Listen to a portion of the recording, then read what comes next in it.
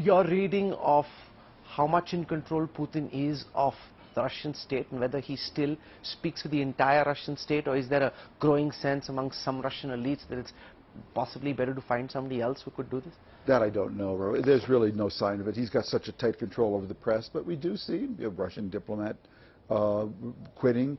We've seen reporters, suddenly breaking out with the truth. So it's very hard to know. One of the hardest things for a news person in covering this war, and when it just started, people would ask me, where should you be?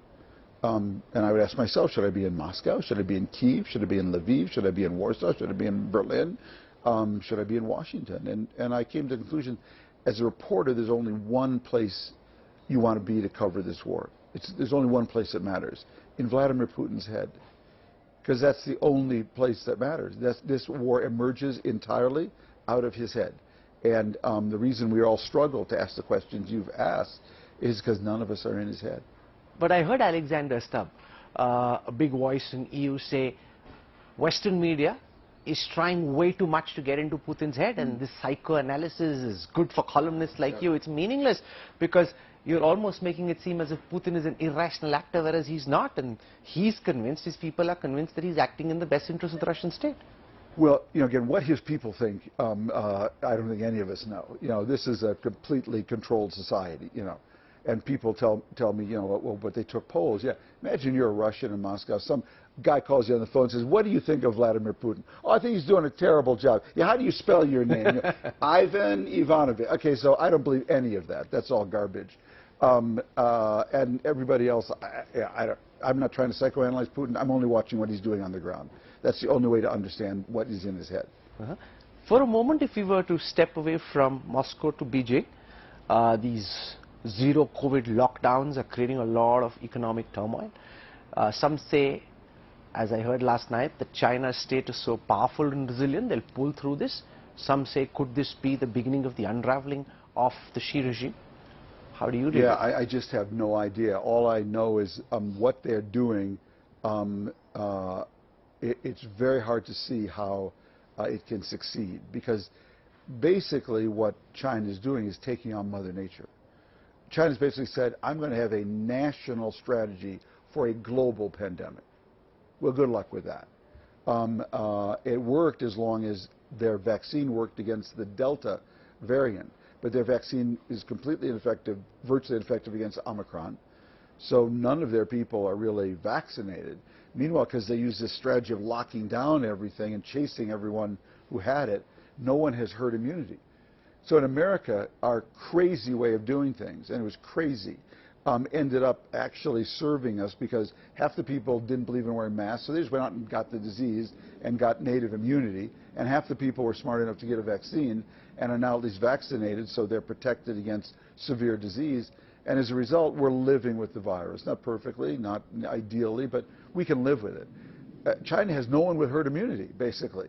And so to get from where they are now to where they have some kind of herd immunity, they're either going to have to vaccinate 1.4 billion people with a vaccine that works. But they don't want to buy international vaccines. So they want to have a big Communist Party Congress happening. She's up for re-election. And he's made it a matter of national pride. All of it very, very dangerous company. Well, maybe we have to get past their equivalent of a national election, their party Congress, for them to change policy. But I don't see how they can go along like this, just constantly chasing the virus. Because you write a lot on mankind taking on Mother Nature and how that never ends well. And for some reason, they don't seem to understand that you can't win against Mother Nature. You can't lock down the virus. Yeah, I mean, I've said this before, probably on India Today, that when you're up against Mother Nature, all you can do is adapt. That's all you can do, because Mother Nature is just chemistry, biology, and physics. That's all she is. You can't talk her up. You can't talk her down. You can't say, Mother Nature, we're having a bad month in India right now. Could you go easy on us? And so all she's interested in is, what is your adaptation strategy? If your strategy is to deny the virus, she's going to hurt you or someone you love. If your strategy is built on chemistry, biology, and physics as a response, you'll do well. If your strategy is to time your response to a political election, she'll hurt you or someone you love. Do you think this war and the world's response to the war has increased or decreased the chances of China invading Taiwan? Oh, I definitely think it's decreased. Seeing how many businesses have so rapidly moved out of Russia has to have been sobering for China. China's leadership has to be asking, is our army like the Russian army? Do our guns work as poorly as their guns? And let's remember, China's not fought a war, since when? Since the war with Vietnam, basically, and didn't actually do very well. So it turns out that actually experience, and coordination and logistics and all those things that go into modern warfare really matter. And so if you haven't fought a war in a long time, you really don't have all those instincts. And I hope China doesn't do anything like that, invade Taiwan. It wouldn't be good for China. It wouldn't be good for Taiwan. I don't know what would happen militarily. I'd make no predictions. But I think this has been sobering for China when it comes to that issue. Are you seeing the current American administration being able to work closer together with the Chinese, or do you see Washington and Beijing moving further apart? Right now, they're not moving either closer together or further apart, but they're now further apart. So that means the breach is not being filled.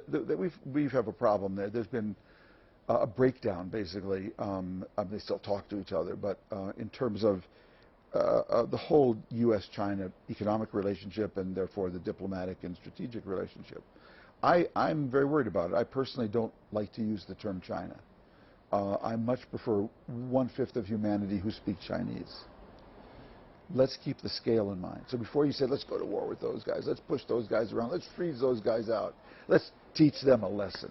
Always remember, you're talking about 1 out of every 5 people out there who speak Chinese. The scale is enormous. So don't play with big systems. This is a big system. Don't play around with it.